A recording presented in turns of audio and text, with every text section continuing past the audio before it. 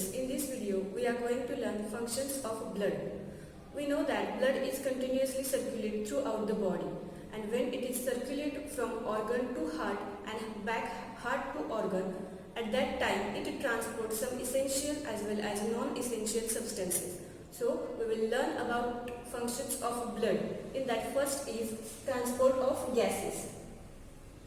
First function of blood is transport of gases. We know that in the process of respiration, our body inhale oxygen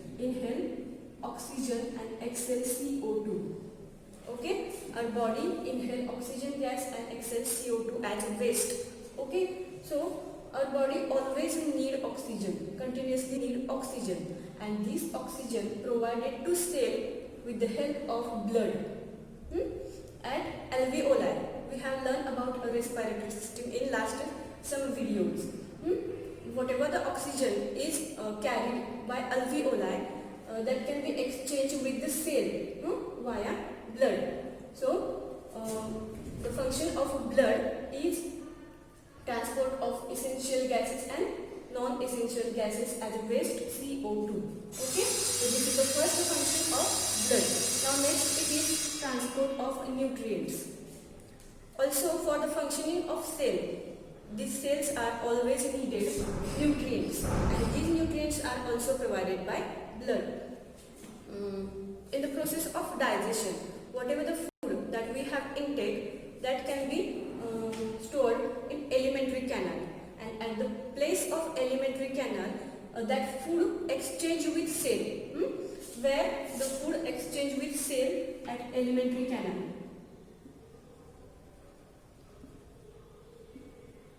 Alimentary canal. At the place of alimentary canal, that nutrients or whatever the food present in alimentary canal, that can be exchanged with cell. And in presence of or in the form of proteins like glucose, amino acids and fatty acids. Means in blood, nutrients present in the form of protein like glucose, amino acid and fatty acid, and these proteins are circulated or these proteins are provided to cell with the help of blood. So this is the second function of the blood. Now next it is transport of waste material. As blood carries essential or non-essential substances, it also includes waste material that can be produced by our body. Okay, so our body is always produce nitrogenous waste like urea. Okay, ammonia, urea. Waste materials like ammonia and urea. Okay, our body is always produce waste material, nitrogenous waste like ammonia and urea, and this is transport. Means this ammonia, urea like nitrogenous waste transport with the help of blood to the kidney. So to the kidney for the process of excretion. So in this way, blood transport waste materials. This is the third function. Now next it is protection. Our blood involves means the component of blood is some cells, plasma, and in that antibodies. We know that our blood is included antibodies, and these antibodies are fight with or resist our body from the diseases, microbial diseases, viral diseases, so that the protection is next function of blood. The next it is transport of enzymes and hormones. Our body is also produce some enzymes and hormones. Okay, enzymes and hormones. So where the hormones and enzymes are produced, from that place to where these enzymes and hormones acts.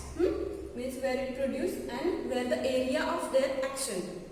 Blood transport that enzymes and hormones. So this is the next function of blood, transport of enzymes and hormones. Then next it is thermoregulation. Thermoregulation. As we know, 90 to 92% water is present in blood. Means large amount of water is present in blood.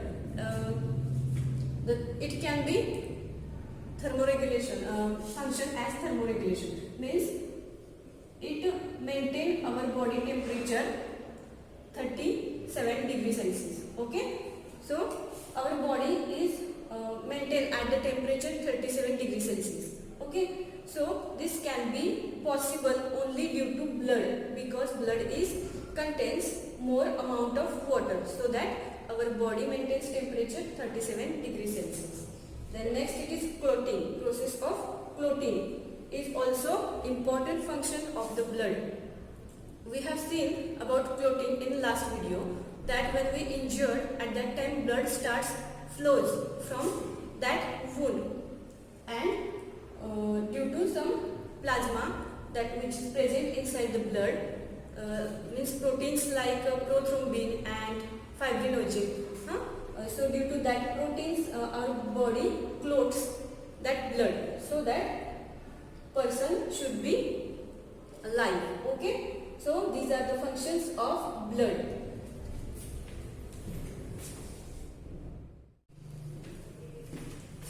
Our next point is blood groups. So we know that different persons are having different blood groups, and these blood groups are formed by antigens and antibodies, the proteins like antigens and antibodies which are present in our blood. So what are antigens and antibodies? Antigens and antibodies. So these antigens and antibodies are the material or are the proteins which are present in our blood, and these are resist our body, or these proteins are fight against viral or microbial diseases like influenza. So these are called as antigens or antibodies, and depending upon these, blood groups are formed. So which type of blood groups are present? These blood groups are mainly of four types. Mainly of four types. These are A, B, AB and O. Okay, so blood groups are mainly of four types. These are A, B, AB and O. Okay, again each blood group is divided in two types. For example, A Rh positive and A Rh negative.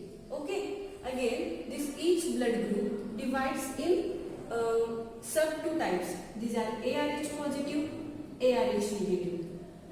Like BRH positive, BRH negative, ORH positive, ORH negative, and this ABRH positive, RH negative. Like this means blood groups are of 8 types in this way. Okay, now next point is blood transfusion. So what is blood transfusion? Suppose in case a person meets an accident, or when person suffer from any disease like cancer, at that time that person needed some blood. When it meets accident, at that time the blood is flow from their body and there will be lack of blood. Means when there is a lack of blood in human body, this position or this situation is called as blood transfusion. And when person suffer from this blood transfusion, at that time it need blood. Okay, so that blood can be provided by blood bank.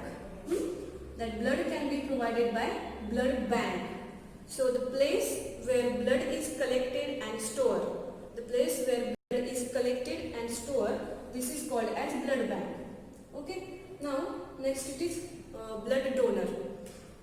When person suffer from this blood transfusion, when there is a lack of blood in a person, at that time that person needs blood, and this blood can be given by blood donor. Means some healthy persons that are always donate blood to this blood bank. Okay, and this blood can be received by person which is suffer from blood transfusion.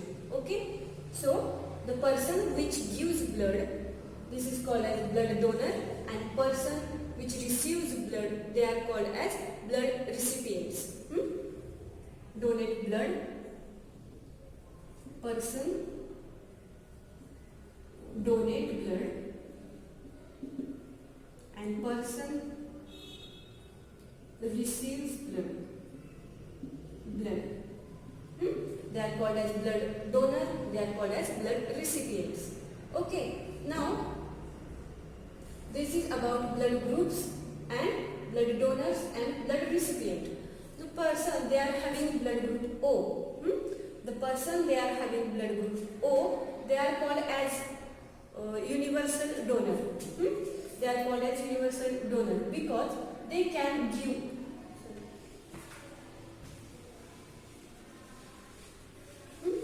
the person they are having blood group O, they are called as universal donors because they can give blood to any person.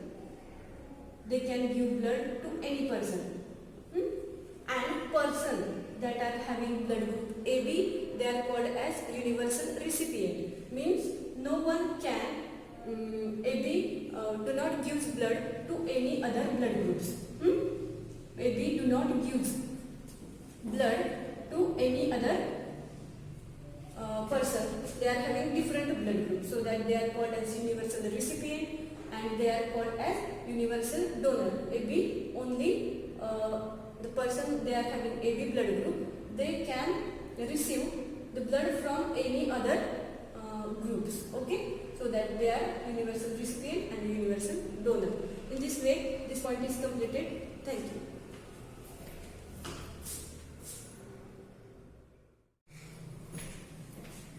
Now, last bit of the chapter, it is blood pressure. Blood pressure. So, we know that our heart is continuously beating, means it contracts or relaxes.